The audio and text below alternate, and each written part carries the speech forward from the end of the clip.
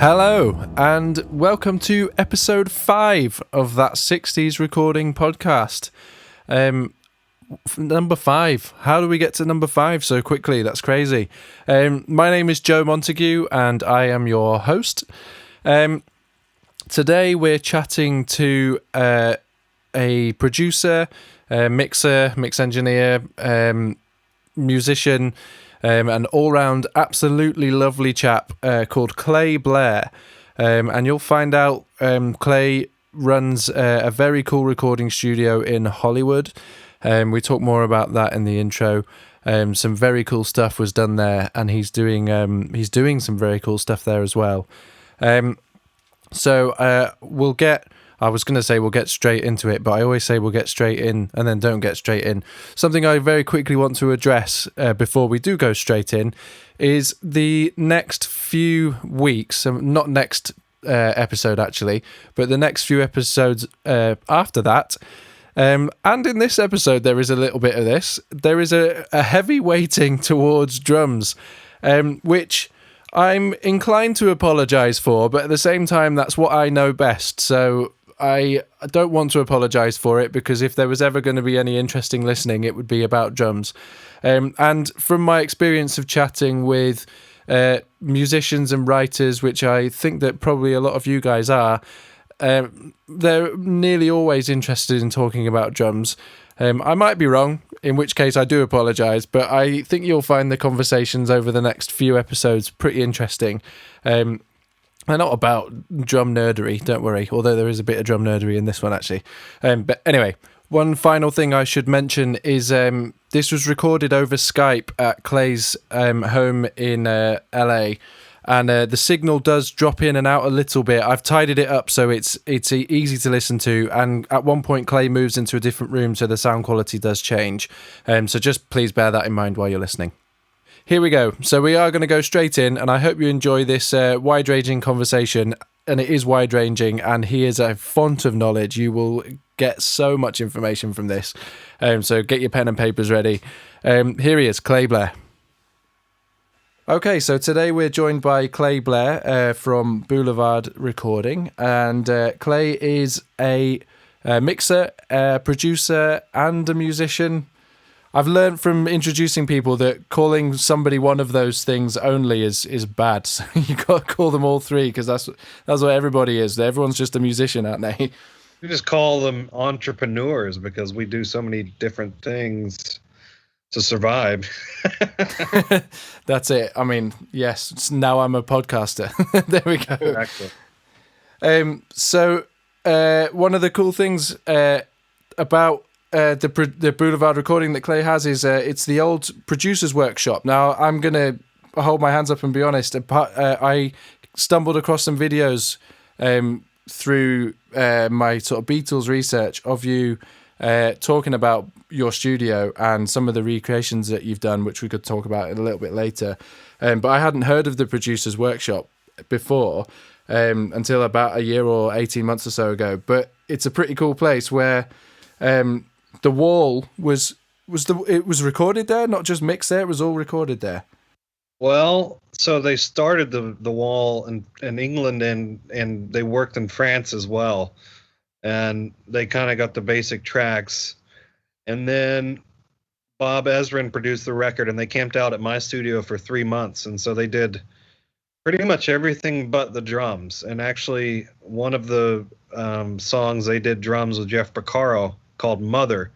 And they did that because Nick Mason, their drummer, and Roger Waters had a falling out. And so Nick Mason stayed back in England. And so they hired one of the best LA session drummers in the world, Jeff Porcaro, to play on Mother, and that was done in my room. Well, as far as I know, all the solos, the vocals, and everything pretty much but the basic drum tracks, except for Mother, were done in my room. And then they were simultaneously mixing in the room next door, which used to be Producers 2, which was the mix room, but it's no longer there. But yeah, that Bob Ezrin kind of had been working out of my room for a while, and he'd done a couple other records there. He did a Alice Cooper record there called Lace and Whiskey, and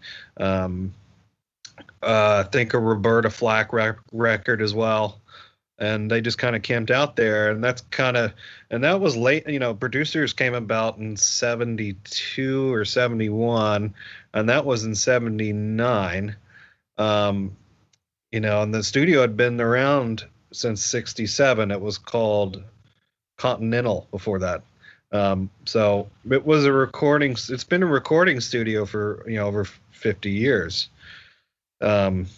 And it's gone through different names after the producers. It was privately owned, and then in like 91 or 92, it was purchased by Epitaph, Brett Gurwitz, and they called it West Beach Recorders. And if you're a fan of 90s pop punk and you have any records that Epitaph put out, there's a really good chance that they were recorded in my room. The very first Blink-182 album, the first couple Offspring records, Rancid, Bad Religion, all kinds of albums were done in there. So, and then I took it over in 2010, 2009-ish, and been there almost 10 years.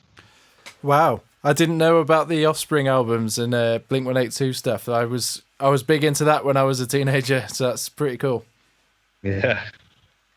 How did it come to you then? I was looking for a mix room. I wasn't really planning on opening a recording studio. I had been doing mix work in North Carolina, where I'm originally from, and it was mix work from a group of LA musicians, and I decided to leave where I was from and move here, and I was just looking for a place to mix, really, because you could always go to other studios. LA has so many studios to record, and so I didn't really plan on opening a studio, but it kind of just happened that way. And I went to look at this room that was advertised as a recording studio, and it turned out to be my room, and it was just it was so incredible. I didn't know what it was. I didn't know the history of it, but I'd been in enough studios to know the treatment, the architecture, even the smell. I knew, like, okay, this is a very old room, and if I don't sign a lease on this, somebody else is going to do it, and I'm going to hate myself for the rest of my life that I didn't, sign a lease for and have this room. So, yeah, I found it on an ad online, actually. That's incredible to think that something of that stature was just there on an ad.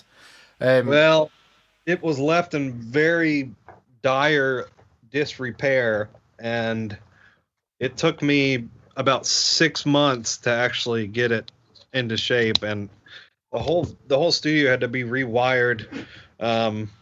We had to retreat a lot of the recording, not the recording area, but the whole control room had to be retreated. But it was like old commercial carpet from floor to ceiling, and it was all mildewed and molded out, and so we had to replace it. And I actually found some of the engineers that worked there back in the 60s, like Bill Schnee worked there in the 70s, but there's a couple guys, this guy Larry Brown, and they were telling me what was in that control room that made it sound so great in the 60s, and it was this Armstrong single drill random hole studio tile, which they still made.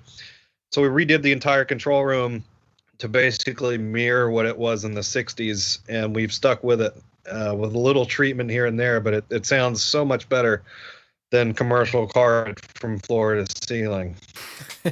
I can imagine. That's pretty a really commendable thing. Did you deliberately, I mean, presumably you did, just set an intention of, I'm going to make this like it was? Yeah, kind of, yeah. I mean, I liked the way the room sounded, and we tore some treatment out that was in the actual recording, the live room, that was water damaged, and we intended to put it back up, but I actually liked the way it sounded better, so it's still left off, and we have this wall that is in the far side of the room where the control room glass is, and it looks like somebody ripped off carpet off. It looks pretty rough, but it sounds great. So yeah, I mean, I kind of got to know everybody that was living that worked there pretty much. I researched, I went looking on, Discogs and going through, tens of 10, hours, days worth of hours. I've researched what records were done there, who worked there, and most of the guys that are still around, I'm in contact with, and so you know, I wanted I wouldn't say I wanted their blessing because it wasn't their studio; they worked there, but I took the information that they gave me, and um, basically when Epitaph took the studio, um, they pretty much only cut Epitaph records there, so that studio for a good 20 years was completely cut off to outside music. So when they closed the studio, the reason they closed is because they didn't really have any contacts in any other genre of music. And when pop punk kind of died off a little bit, they didn't have any work. And that's when they gutted the studio, and I took it about a year after that. So what I did was I brought the studio back that kind of people didn't even realize was even there because Epitaph had it, and most people hadn't worked in there because it wasn't really a studio that people would just go to like it should be, like it is now. Like it's an old room in Hollywood, and it's commercial, and anybody can come to it. And so we're really proud of that. So that's. I can't wait to reopen. We've been sitting here like we were talking earlier for you're 5 weeks in. I'm about 6 weeks in. It's pretty crazy. Yeah, it absolutely is. What was the response of the guys that had worked there when you approached them and said that you were looking to renovate it? Oh, some of them laughed. I mean, like it's, they knew what a pain in the ass it would be to do, but I'd learned lots of stories, and there was, and that's one of my favorite things about it is stories. Like occasionally I'll be doing a session, and there's a musician that's come in that maybe I haven't worked with before, and he'll be like, what was the studio called? Oh, it was called Producer's Workshop. Oh, Producer's Workshop. Well, I did this here and blah blah blah, and like this bass player Lee Sklar came in, and he's like, man, him and I did a record with him and Russ Kunkel. They were the rhythm section for James Taylor for so many years, and it was them and Waddy Wachtel, who wrote Werewolf of London, who was very one of the most incredible guitar players around, and he was saying, Russ, I think we were in here and they called down to say Elvis had died, and he said because we knew all his band, all his crew, like they'd all lost their job, and he was just all the time I get guys, oh my God, I cut this in here, and with that person, and the Jackson 5 were in here, like I heard that a couple years ago and it blew my mind, and so mostly stories from the guys that worked there, but they were glad that, I think at least I felt they were glad, it would never be Producer's Workshop again, because what Producer's Workshop was known for was a very clean sound and a very recording setup. They had taken transformers out of almost everything, even some of the microphones, and it was a very, very clean sounding room, and that's why Steely Dan loved it as well. They did a lot of Asia there and Gaucho as well, and that's not what it is now. I mean, the room's the same, but I love transformers. I love tape machines with transformers, and that was a fad in the late 70s, when audiophile recording got so sterile, and that's why some of those records sound so sterile of that period.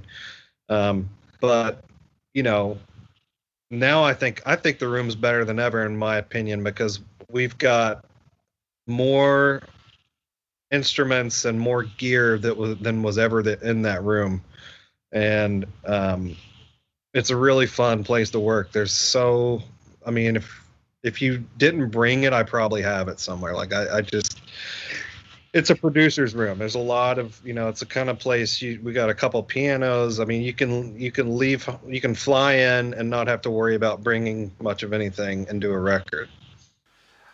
I had a look at the gear list on the website, and you've got, I mean, was it 2 Slingerland kick drums, a couple of Ludwig kits. I mean, I'm just talking about drums because I'm a drummer, but then you've got guitars and basses and organs and every effects pedal you can possibly imagine for guitars. There is not to mention, like, obviously a load of studio gear, but yeah, there's insane the amount of stuff you've got. Yeah, we got 20 snares or something, and 6 or 7 kicks and 4 or 5 full kits as well. So yeah, we got drums for days and lots of cymbals. I don't really let people use my cymbals because they break. So I have a lot of old stuff. But yeah, we have a lot of drums. It's if you're going for something, we probably have it. There's 26, 20, couple 24s and 22s, a bunch of 20-inch kicks. We have a bunch of different of those, and all vintage. I think the newest thing we have are a couple of like remade snares, like a Black Beauty and that kind of thing. But pretty much all the kits are vintage. I think there's something about I mean, I'm the same. I have three kits that are the ones I use fairly regularly, which is a early 70s super classic, and then a 64 Beverly. I don't know if you guys get Beverly drums over there. Oh, cool. Yeah, and then I think it's called a D717, which is the Phil Collins In the Air Tonight, concert toms thing. And I think there's something about, it's just like a warmth and a thuddiness that you get with vintage drums. I think it must be the same as with violins and string instruments, where the wood settles down a little bit, and I can't quite put my finger on it. But even kits, modern kits that are built to sound like old kits, don't quite have it. There's just something there that they have. Yeah, it's new wood. Yeah, you're right. Yeah, I like I mean, those were new kits they were using on those records that we love, but I like the way I have my main kit that I use the most is a 59 Ludwig, and that's mahogany, so it's warmer than the poplar maple stuff they started making in the 60s.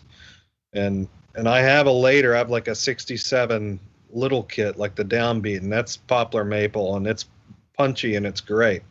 But I really love my mahogany kit. Like it is really warm, I'd be really curious to hear that, actually. Has it got the transition badges on it? This is getting really nerdy. Got the blue Ludwig, emblem. Very nice. I'll have to steer away from drum nerdery because I'll just talk about this. I love it. So let's we'll talk a little bit about Beatles. I've seen a video of you on YouTube as a child, I'm guessing, playing Lennon's part in saw her standing there with a Beatles show. Yeah, I was like 15 or 14. Yeah, that was 1964, the tribute, which was, when I was growing up, they were the greatest band you could see that did the Beatles. And they did early Beatles. They do costume change. They do, Ed Sullivan, and then they do like a Shea Stadium set, and it was incredible. No keyboards or weird, just nothing. It was just them playing through amps and singing, and it was incredible. And they're still one of my favorites. But yeah, I'm still friends with them even now. Like Mark Benson, who was the guy whose guitar was playing, he handmade those guitars, those Rickenbackers. He made in the 80s himself. Wow. Because when they started doing it, they didn't make those. Rickenbacker didn't make those guitars, and the only way you could get one like that was to find an original, and so he ended up just making his own, and still plays them. But yeah, I had a Beatles band when I was 15 or so, and we played the Cavern Club in Liverpool when I was 17 or 17. Oh wow. Yeah, for like 3 nights. I gotta find video of that and put it up. I don't know where it is, but I have video of that somewhere.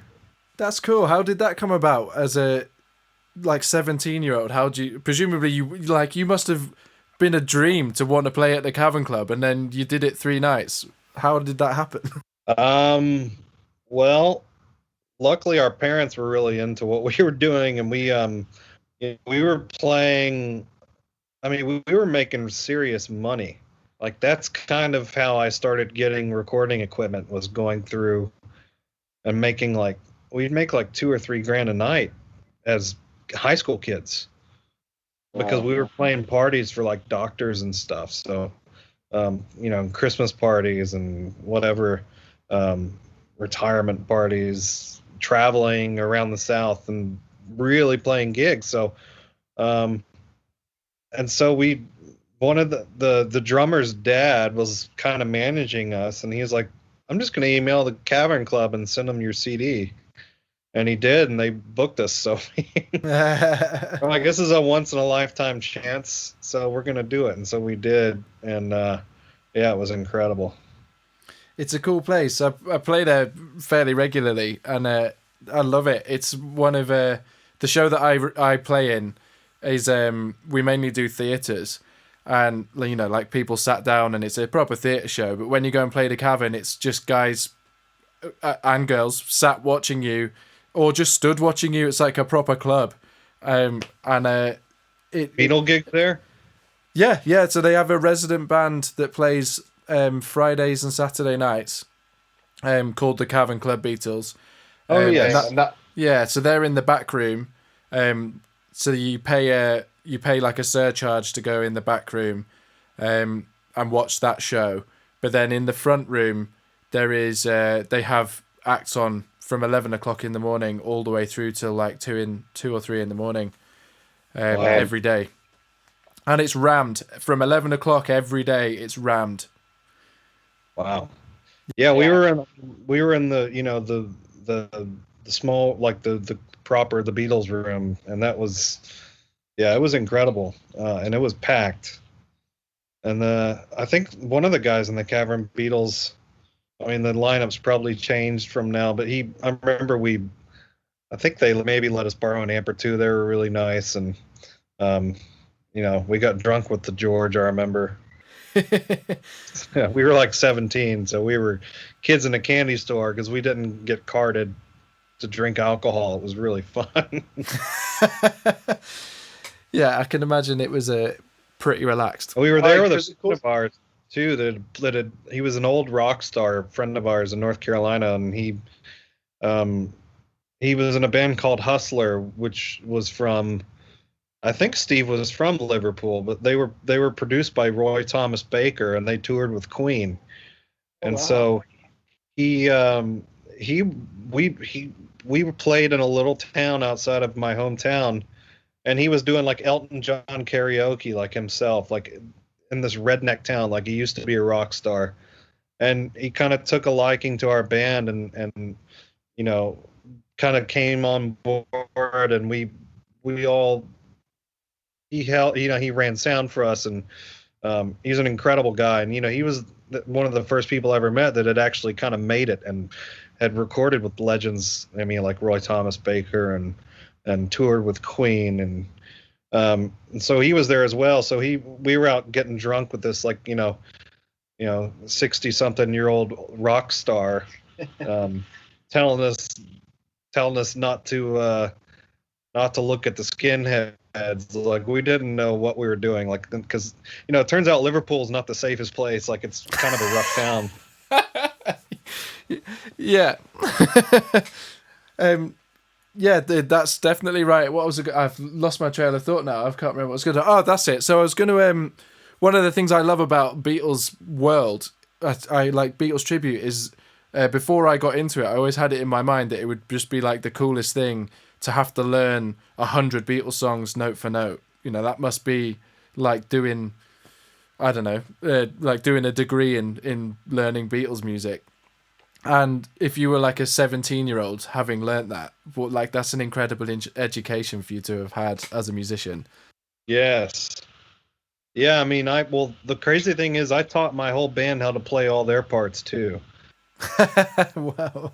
If you went and found them, they'd tell you that. I mean, they definitely did some homework, but we'd rehearse like 3 days a week for a couple hours at least. And, you know, I I did teach them how to play almost all the parts. I mean, they could play instruments, but I taught them like, no, this is the guitar part on "She Loves You," or "I Want to Hold Your Hand," that kind of thing. Like, the George part or the Paul part, and and the drum parts as well. So, yeah, I was kind of a dork, I guess. But it was fun.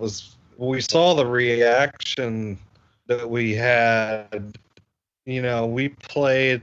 We had this festival in my hometown. I'm from Asheville, North Carolina. It's in the mountains, and it was called Bell Share, and it was kind of this street festival that had been happening for years. And I think they'd see 1 million people or so come through it in a weekend. Like, it was people drive from all over the South to come to this because they'd have really big acts playing, and so we played Bell Share one year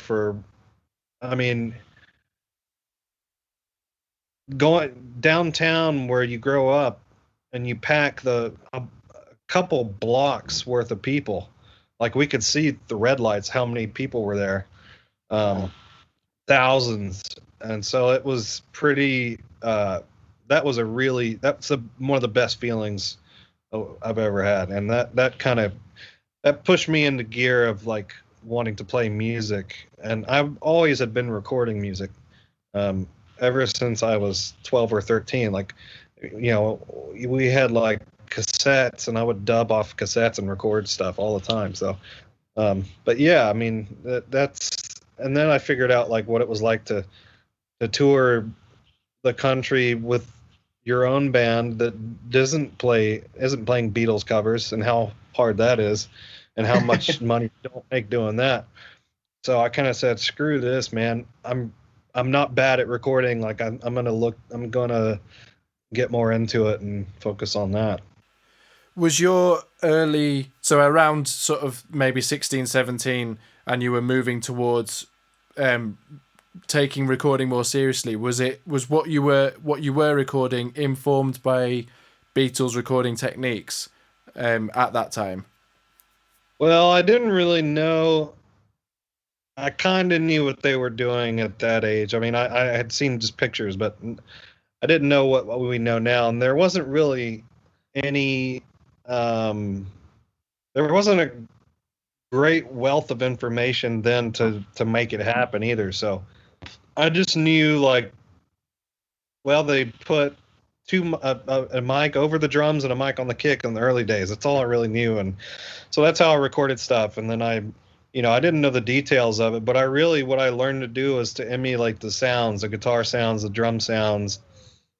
And I got pretty good at that. I mean, I was recording Beatles songs even at like 13, 14, 15 years old. So, it kind of taught me how to record in a way, learning those songs.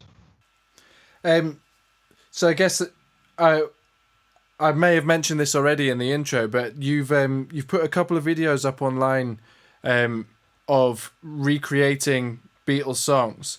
The most recent ones being the medley from the second half of Abbey Road.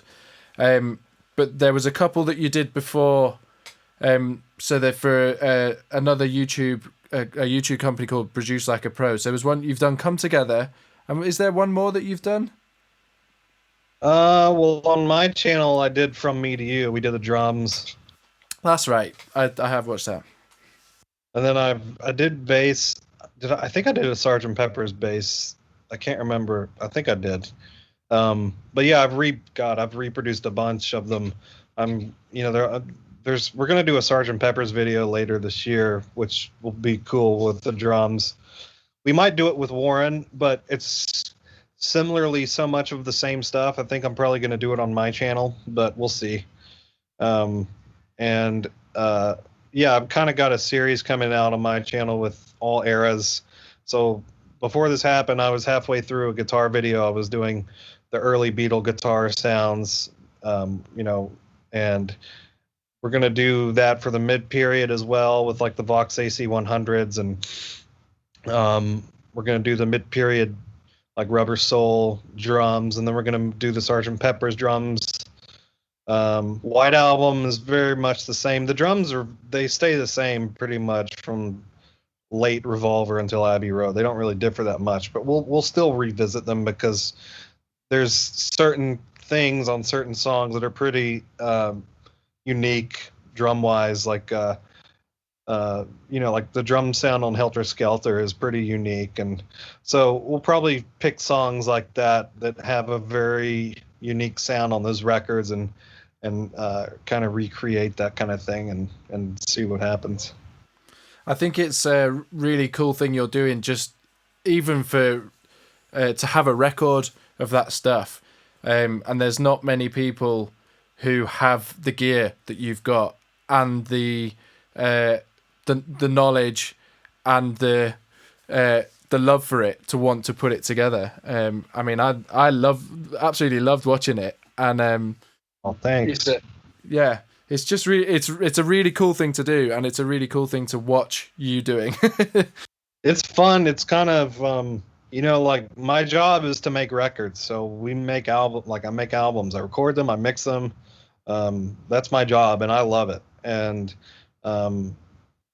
that I love playing music out. I love playing with people. I love being in a band even, but I don't have time to do it anymore, especially with a kid. But even before that, with my work schedule, recording, it's a lot of work. So that the Beatles thing is kind of like my chi. Like I go do that, and I'm gonna enjoy the hell out of it, and I will always enjoy it. So it's kind of like a thing that I'll always go back to because it's kind of where I'm rooted as far as how I learned how to sing, how I learned how to play guitar, everything basically. I mean, I took guitar lessons from age 6 to like 11 or 12. And then after that, the Beatles took over. So, yeah. And I learned how to play everything. I would just sit down with my headphones and my Discman, wouldn't skip, and play through Beatle records on the drums and figure out the rolls and everything. And it still makes me excited. It's kind of, that's always been an exciting part of music to me is the Beatles and those songs make me so happy and make so many other people so happy, and the recordings are really cool. And it's not just, I wish there was more information on like the Stones, because some of those recordings are really cool as well, but there's not a whole lot of info on the recording. And also, they weren't doing groundbreaking things with the Stones like the Beatles were. They're just nothing against them, but the Stones like to move around a lot, and that was cool. They record in America, or they'd record at this studio and that studio. They were and the Beatles wanted to do that as well, but they somehow ended up always staying in London to record, and either being at Abbey Road or tried it.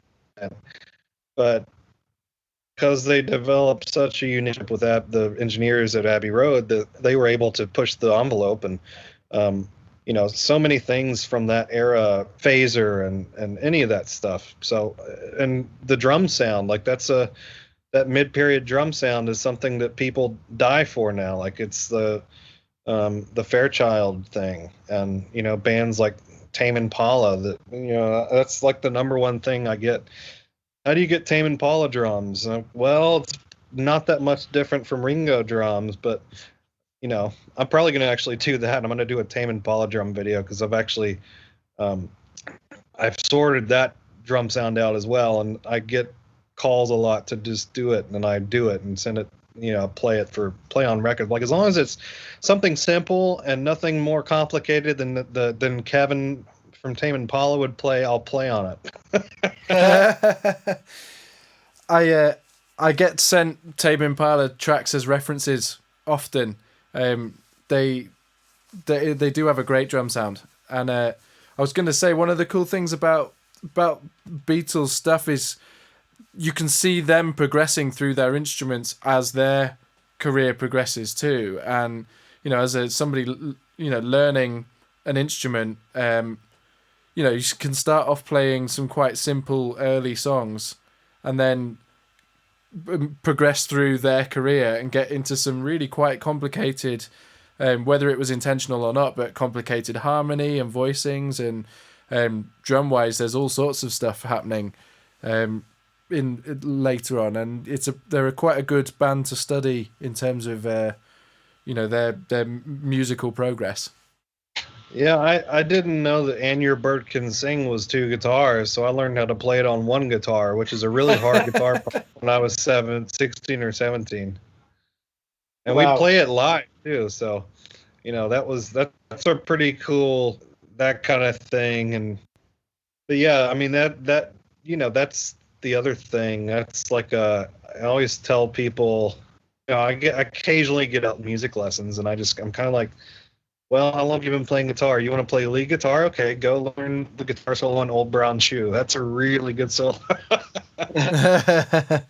That's not like the typical solo to learn. Like, people are wanting to learn how to Sweet Child of Mine. Like, I could give a rat's ass about learning how to play that, but Yeah.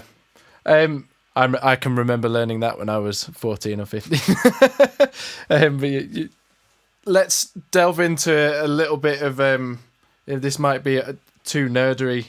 I've got a couple of questions so the most recent course that you've just released, which I've been watching today in preparation for this, was you recreated the medley from the B-side of the Abbey Road LP. So it's Sun King, Mean Mr. Mustard, Polythene Pam, and She Came In Through the Bathroom Window. Really cool to watch, and your attention to detail is pretty incredible, and obviously the playing on it's great. I have a couple of quite nerdy questions that I wonder if you could elaborate on. So I'm interested in, with drum wise.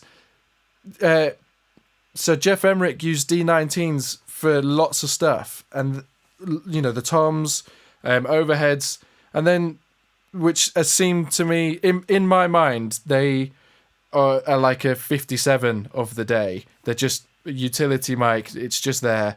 And then for the snare drum, which previously wasn't even mic'd up in the earlier years, they're using the Neumann KM56, which suddenly seems like a big step up. Do you have any idea why, or what benefits it has to be using such quite a high-end mic when they don't seem to be using high-end mics on much of the other drums? It's a good question. So when Jeff started working with the Beatles, I think he was like 20 or 21, and he'd been a mastering engineer. He was first a tape op, and then he went into mastering, and I'd be curious. I mean, it's too bad he's not around, but I've talked to him a couple times, and I'd always be interested to know, like, well, who told you to do that? Because before him it was Smith.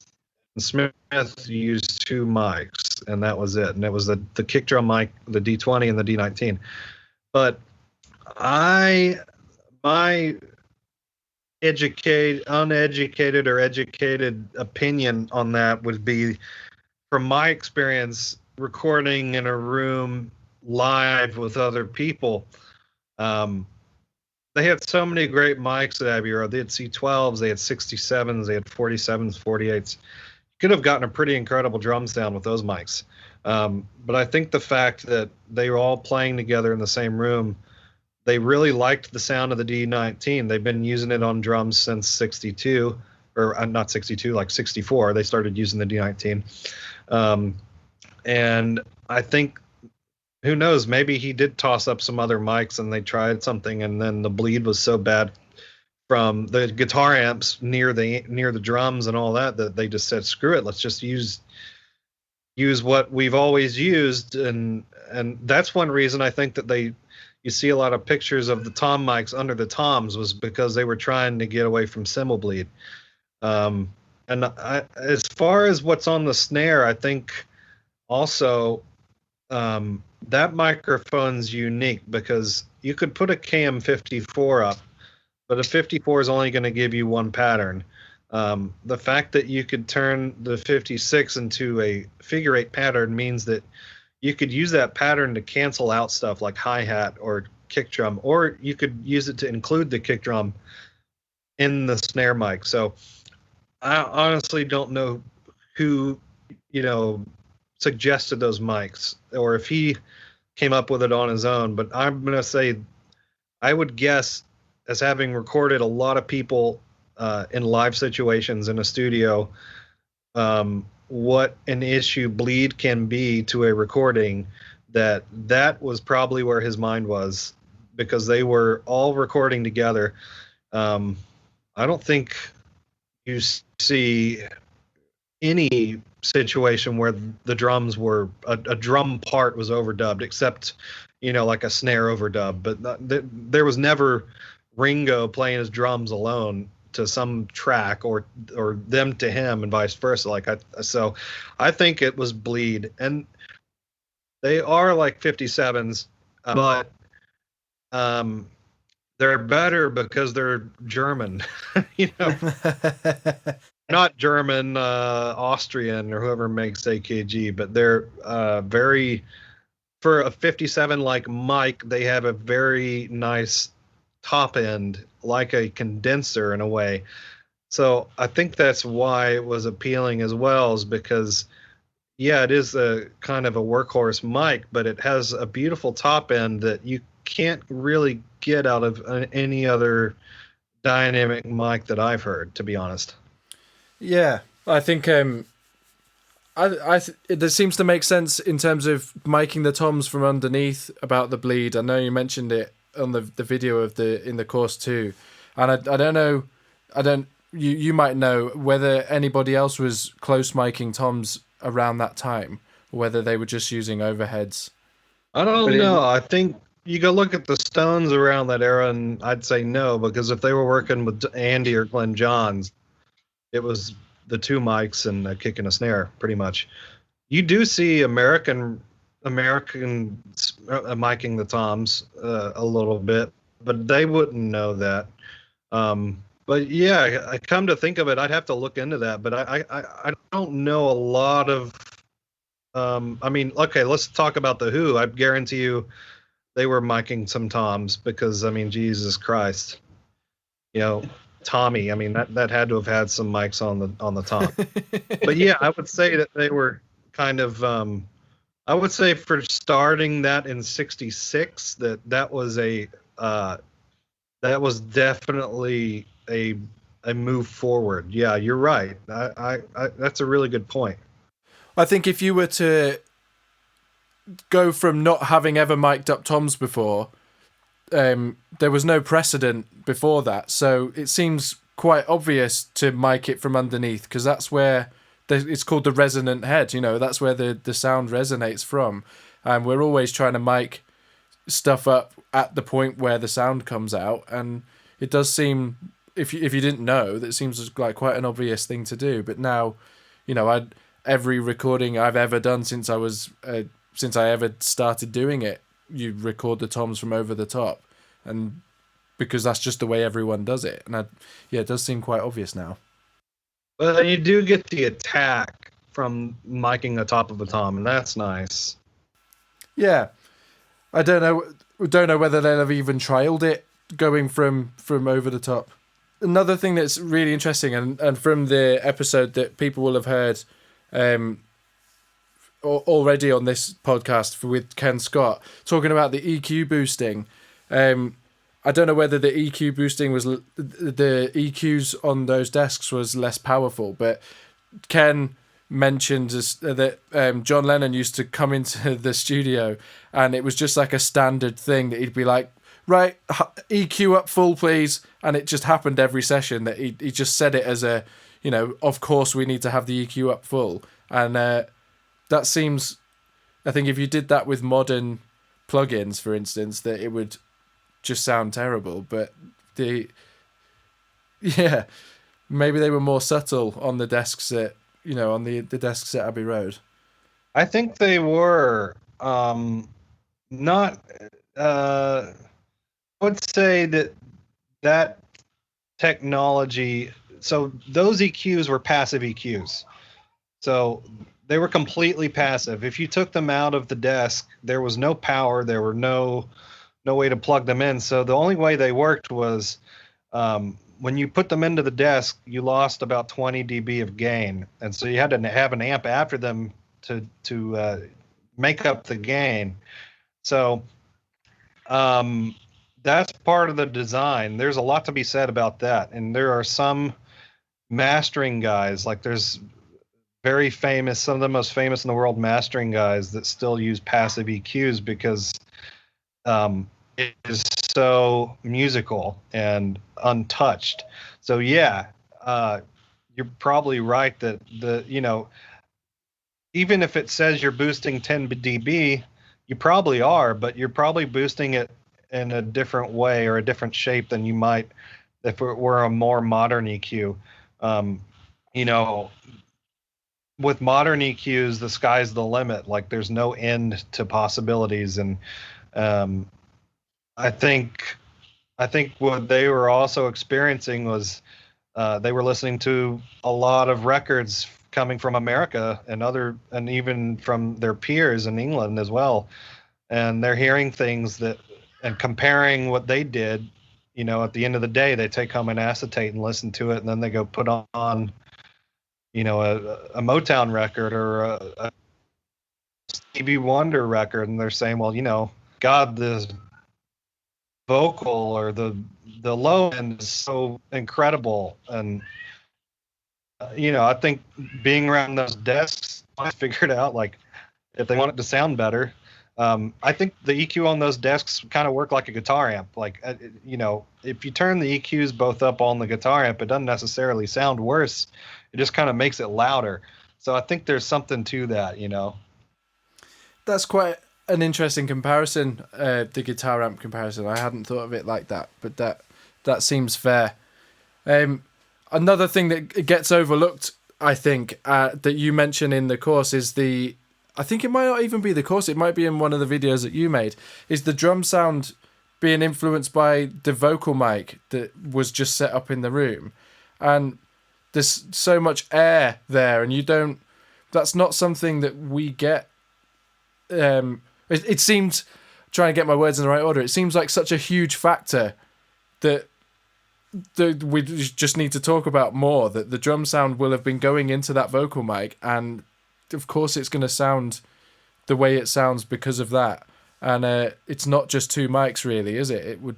It has a room mic as well, It has a room mic, and then it has chamber sometimes, and the mics on the guitar amps maybe get a little bit of drums.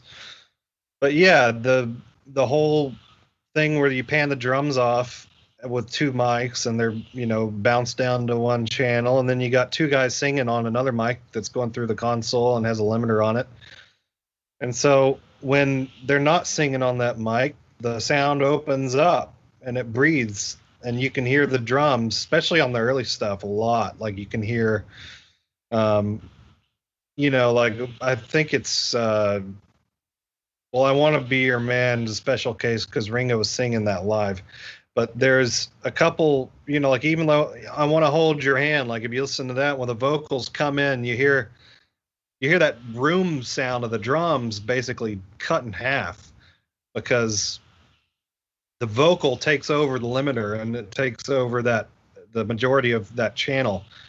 And when they're not singing, it goes back up. And I think that's a really important part of the drum sound, early on, and you hear it too. I mean, you hear it. I would say Revolver, you don't hear it as much because they were in a much smaller room, but I think you definitely hear it on everything else they did. Even like Come Together. I mean, he recut that vocal though, but you can hear on the early takes the bleed, because I think Come Together was done in 3. You can hear the bleed of the guitar amps into the drums into the guitar amps, and the drum, vice versa. And that is so much of the sound. So much of the bass sound on Come Together is the bleed of the bass into the other mics. And I have the stems of it, and it's crazy how much bass is going into everything. And that's really, it's incredible how much bleed is part of their sound, for sure. How much does your sort of Beatles knowledge inform your mixing and sort of engineering decisions now in records you're working on currently? I would say, I'm not putting Abbey Road plugins on everything, but I think as far as the most important things to me, because when we recorded at my studio, very, very commonly it's live. So that means we're going to get 5, 6, 7 people all playing together, and we want it to sound great. We want separation to be good. So yeah, I use my knowledge of separation a lot, because I know that those Beatles records have a lot of bleed and they sound good. So I have a good reference point. I would say that kind of thing comes in very handy, and so does vocal tone and guitar sounds, and just kind of like, knowing when somebody wants to put a 12 string on something, that we put it through an AC30 and compress it, that's a really good sound. I'd say that so much of that knowledge, especially composition, as far as like how a production or how like a song is produced, or instrumentation decisions, that kind of thing, what works in the mix, what doesn't work together, what kind of vocal harmonies work. Like, yeah, I'd say musically it influences me more than technically, but yeah, I use a lot of that technical stuff is just kind of in my mind and has been for years, and I kind of apply every situation I apply to, basically get the best result I can out of something, and that's definitely part of it, for sure. What do you think of so it's a very slightly changing subject here, but what do you think of those Abbey Road plugins? I think they're good. I think that I actually do use those when I mix. I mean, I said I didn't, but I don't put them on everything, like when I'm doing a Beatles video. I use the Red Desk plugin a lot for EQ. I love it on electric guitars, and I love it on vocals. It does something really awesome to a vocal. It's like literally my favorite vocal setting on that thing is the pop EQ +2 treble, -1 bass, and that's like, I use other stuff, but that adds such a nice, that where that EQ sits, the high end part of that EQ is in the timbre, the higher timbre, the higher mid range of the voice, and it's a really nice sound. And I use that a lot. I use the J37 a lot, the tape emulator. I use that on guitars to soften digital signals. I use that a lot. I use ADT as well. It's a really incredible vocal effect.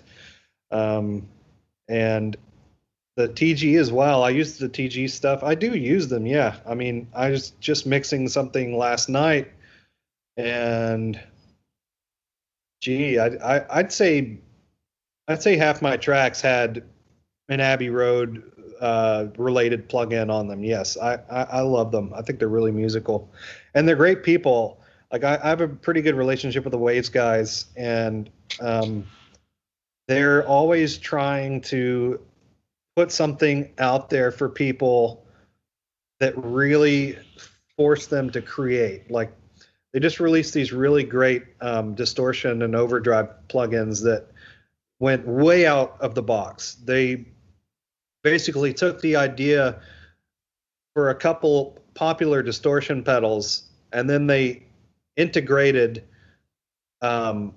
basically like puzzles inside of them, like brain puzzles for you to figure out a way to use them musically on things like vocals or drums. And they have all these really unique features that no distortion pedal has and will never have, but they're specifically for the recording and mixing platform. And when they release stuff like that, as opposed to like a piece of gear, which is great, I love the gear stuff, obviously. It really tells me a lot about a company that's trying to incite creativity and inspire people that maybe don't have access to a large studio to create and make something interesting and original from home. And I love that company for that reason. And some of these Abbey Road plugins as well, like especially the ADT, the chambers even. Like I use the chambers a bit. Actually, that's my favorite snare reverb. Like it's always sitting somewhere, and I do it in mono too. Like I'll, I don't want to say that's my favorite snare reverb. It is right now this week. But I use it a lot. I definitely do. And I think if you're listening and you're conflicted about buying some plugins, and maybe you have a little bit of money, even though none of us are working, Waves always does these great sales. And like right now, I think so much of their stuff's more than half off. I'm going to give you 2 plugins that you have to own. It's the Abbey Road chambers. Okay, 3 plugins, and that's it. These are my top favorite Waves Abbey Road plugins, and I will take these to my grave. Number 1, the J37. That's my favorite tape delay. It's my favorite tape saturation plugin. I use some of the UAD stuff, which I actually love as well. But if I want to make something really dirty and gnarly, or if I want to take an edge off of something, the J37 is my go-to. It's my go-to for slapback because to me it sounds like those records. And that's kind of, there are so many great slapback plugins out there, or tape delay emulators. And I use those as well, but I go to the if somebody says, hey, can you put a slapback on that vocal? I go straight for the J37. Like I don't even think about it. I always try it first. The next one, the Abbey Road Chambers, incredible, very unique, nothing like it out there. I feel like I've maybe put some settings up on one of my YouTube videos for the early settings. That thing rocks.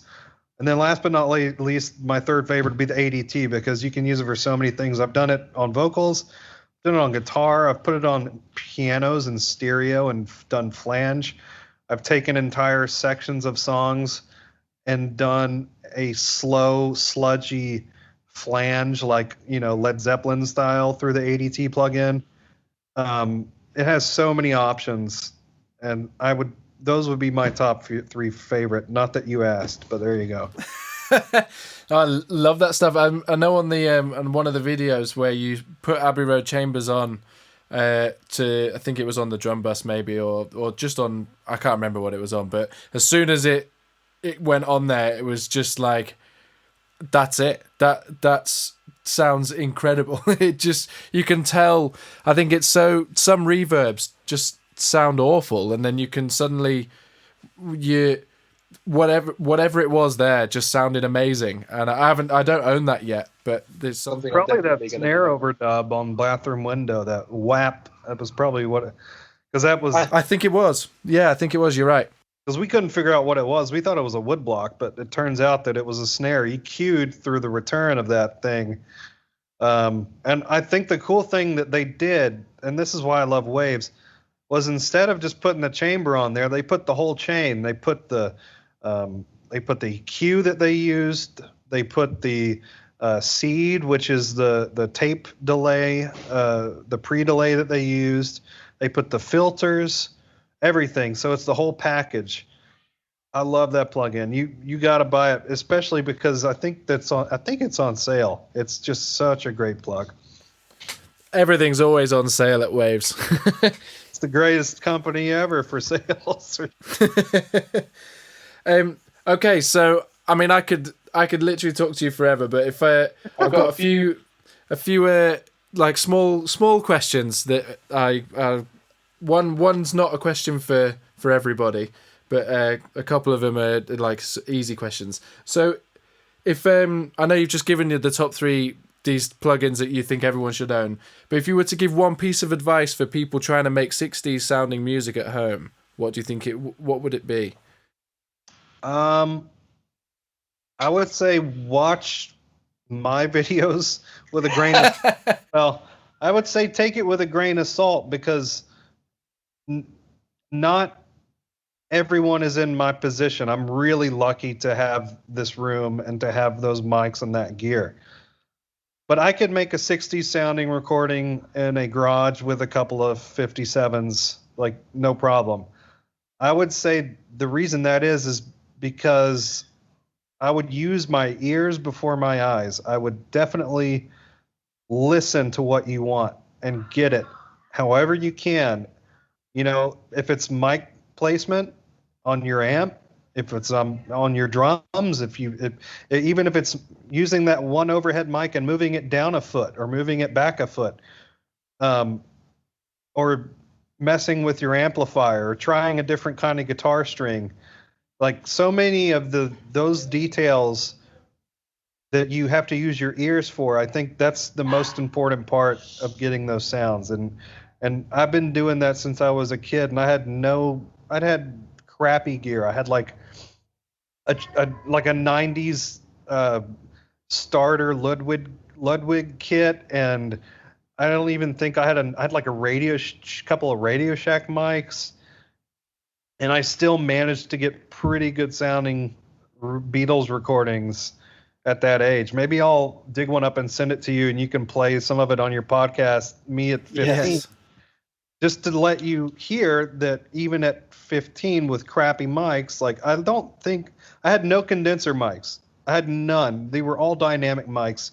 And what I did was I listened to the recordings and did my best with what I had to make them sound the same. So I would say take my videos with a grain of salt as far as the gear goes, because when it all is said and done, it's really your ears. So use your ears. I think that's really sound, and I've referenced this a couple of times in other episodes that one of the things Ken Scott said some stuff very similar to that, that microphones don't matter and preamps don't matter and all of that stuff doesn't matter. What matters is that you're playing it right and you've got what the instrument you're playing is right, and that's it. That's the top things to get right. So I think that's good advice to take it with a grain of salt, because obviously having great gear does inform the sound to a degree, but nowhere near as much as the way you play things and what you use your ears for, essentially. Yeah, the gear's 10% of it. Like everything else is you, because at the end of the day, it's just you and your group or the group you're recording. That's it. Like Ken's a man that's done hundreds of records. He's done thousands probably at this point. I've not done as many records as Ken Scott, but I've been making records for almost 15 years. And that's one thing you do learn is, you find yourself in situations where maybe things don't work out or things are broken or you can't access a thing that you need to do something. But in the studio business and being in a fast-paced environment where you have to get something done, they have to perform, you got to get it in a take. You don't have time to fiddle around. Like, you grab whatever's nearest to them and stick it in front of them and go, because you don't have the luxury of like sitting down for 2 hours and trying to figure out what the best microphone preamp combo is. Like, that's super unrealistic in the real world. It's nice to think about and it's nice to, consider. And that's why we have a console, so we don't have to think about that. We know the console is going to sound good. And it's kind of like, well, shit, you know, this record's gonna fail because I didn't use a tube mic on the acoustic guitar. No, it's so pointless. You literally, it's, you know, when you're dealing with artists and producers and people that want things, they hire you to get a great sounding record, and for you to be able to deal with whatever comes your way in a timely manner and to get it down without them having to think about it. They don't want to know what you're doing. I mean, maybe sometimes they have an opinion on, well, you know, I like to use ribbons on the piano, but nine times out of 10, you have to make a quick decision and stick with it. And that's what I can tell people. It is definitely your ears. I love that advice. I'll never tire of hearing it. It's inspiring advice, I think. So I'm the complete flip side of that. What's your I feel stupid asking this question now that we've just talked about that. But what's your desert island piece of gear? It could be gear, it could be a microphone, it could be an instrument. It's anything you want, but if you had to take one thing from the studio to the desert island with you, what would it be? See, that's tough because, okay, can we do two answers? Okay, yeah. Let's do a gear answer. All right, okay, go for it. And then let's do a guitar answer because those are separate for me. Okay, all right, that sounds fine. I'll allow it. Yeah, guitar, my 62 Casino, which is like McCartney's. It's not pretty. It's really beat up. That's it. I would take that. And then gear-wise, my API console. Like, I can do anything with that console. It's the best sounding console in the world to me. You know, it's just so. It sounds so good. It feels a bit like a cheat answer having a huge console that you can take with you because you got everything you ever need just right there. Pretty much. Yeah, I could record it. I mean, you know, I could make bugs sound good on a recording with that. I'd be interested to hear it. Okay, last question, and it's a really obvious question. So for whichever reasons you would like to say, what's your favorite Beatles recording? Revolver is my favorite album because I grew up on the early albums, and that was the first. Well, my dad had the White Album, so that's not true. So I had the White Album. We had the White Album, the early albums, Rubber Soul, but I didn't hear Revolver until I was a teenager, and that record, I don't think I stopped listening to it for an entire year because it had so many new sounds and different sounds on it, and it was so dry too. Like, that's a really dry album for the Beatles, and I didn't realize at the time that was Jeff Emmerich's first record, but that record made a big impression on me and still does.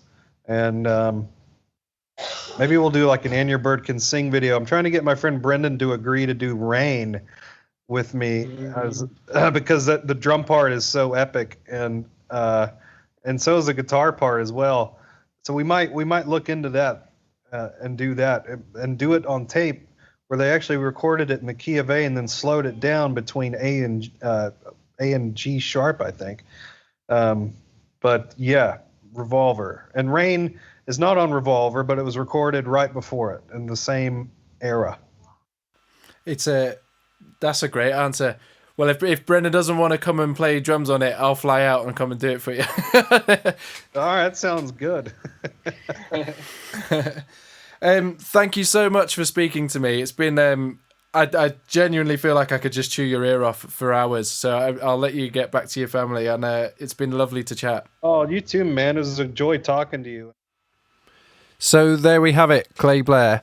And as usual, I hope you enjoyed listening to that conversation as much as I enjoyed having it. Clay's such a lovely human being, and was so generous with his time and his information and knowledge.